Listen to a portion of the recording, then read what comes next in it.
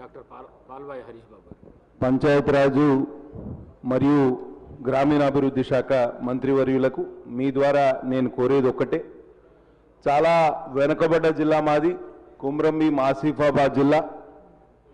డిఆర్డిఓకు సంబంధించిన అంశం చర్చకు వచ్చింది కాబట్టి మా జిల్లాకు చెందిన డిఆర్డిఓ గారు అత్యంత అవినీతి ఆరోపణలు ఎదుర్కొంటున్నారు.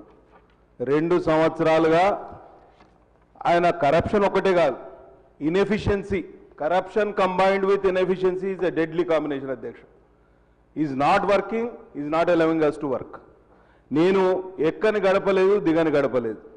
నేను కమిషనర్ రూరల్ డెవలప్మెంట్ గారికి కంప్లైంట్, రిటర్న్ కంప్లైంట్ పెట్టిన, సర్ప్ సిఓ గారికి కంప్లైంట్ పెట్టిన, మా ఇన్ఛార్జ్ మినిస్టర్ గారికి కంప్లైంట్ పెట్టిన, ఇప్పుడు వచ్చిన ఇన్ఛార్జ్ మినిస్టర్ గారికి కంప్లైంట్ పెట్టిన, మా జిల్లాకు రెవెన్యూ సదస్సు కోసం వచ్చిన పొంగులేటి శ్రీనివాసరెడ్డి గారికి కంప్లైంట్ పెట్టిన. ఎంత దారుణం అంటే మార్చి 31 నాటికి మేము ఏదైతే ఎన్ఆర్ఈజిఎస్ పనులు ఏదైతే మెటీరియల్ కాంపనెంట్ కింద పూర్తి చేయాల్సినవో ఉన్నాయో మాకు ప్రొసీడింగ్ ఏ రోజు వస్తుంది అధ్యక్ష? 23 మార్చి నాడు వస్తుంది. ఈ అసెంబ్లీ నడిచేటప్పుడు వారం రోజులలో పనులు పూర్తి చేయాలంటాడు.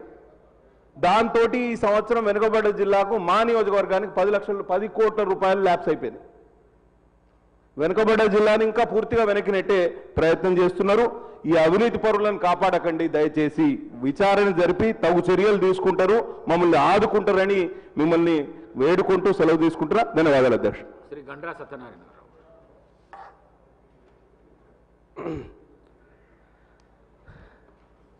మహిళలు సంతోషంగా ఉన్న రాష్ట్రం కానీ ఇల్లు కానీ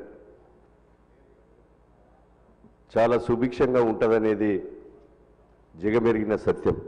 ఈ రాష్ట్ర ప్రభుత్వం గౌరవ ముఖ్యమంత్రి గారు రేవంత్ రెడ్డి గారి నాయకత్వంలో, మా సీతక్క గారి నేతృత్వంలో 3 సార్లు మహిళలకు 0 వడ్డీ లేని రుణాలు ఇచ్చి మహిళా క్యాంటీన్లు ఏర్పాటు చేసి, మా నియోజకవర్గంలో కూడా సోలార్ ఉత్పత్తిని 1 మెగావాట్ కూడా అతి త్వరలో ప్రారంభించబోతున్నాం.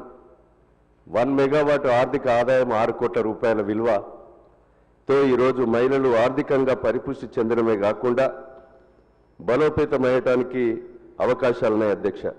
ఈరోజు బస్సులను కూడా ఓనర్లుగా చేయడం, పెట్రోల్ బంకులకు కూడా స్థలాలు కూడా కేటాయించి ఈరోజు మహిళలను మరి ఆర్థికంగా బలోపేతం చేయడమే కాకుండా మీ సేవా సెంటర్లు, ఇందిరమ్మ ఇండ్లు మహిళల పేరు మీదనే ఇవ్వడం, అదేవిధంగా ఈరోజు పాఠశాలలకు కూడా విద్యా కమిటీ చైర్మన్లుగా చేసి మహిళలతో సమ్మర్ హాలిడేస్లలో ఈరోజు స్కూల్ రిపేర్లను చేసి బలోపేతం చేయడం జరుగుతుంది అధ్యక్ష.